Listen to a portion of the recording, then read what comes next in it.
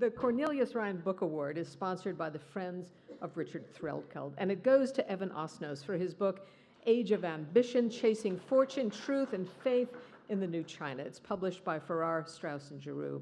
The book is a powerful look into the soul of China as 1.3 billion inhabitants clamor for economic and spiritual success after decades of deprivation. Here from Washington to accept his third OPC award is Evan Osnos.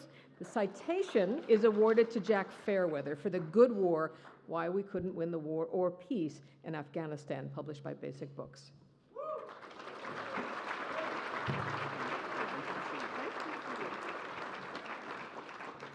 Thank you very much.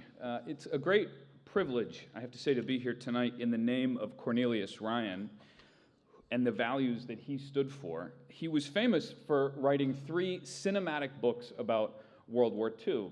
They made movies about them, they were a huge success. But what a lot of people don't know, I certainly didn't know until recently, is that he was a huge evangelist for the power of reporting over writing, for shoe leather over the pyrotechnics on the page. He told these great nonfiction tales, but what mattered to him most was that he had conducted, by his count, 16,000 interviews in the course of reporting his books. In a letter to a friend, he wrote, quote, "You may think this is all a kind of madness, an obsession, and I suppose it is," unquote.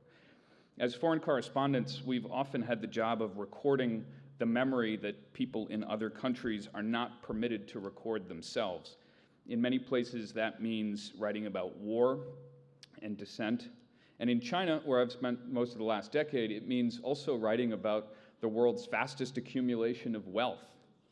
It's about who is winning and who's losing and who's setting the rules and who's breaking the rules and the tensions that that's creating for the future.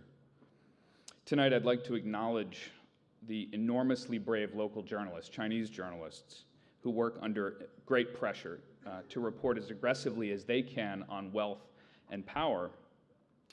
But the risks for them are immense, and that's where we come in.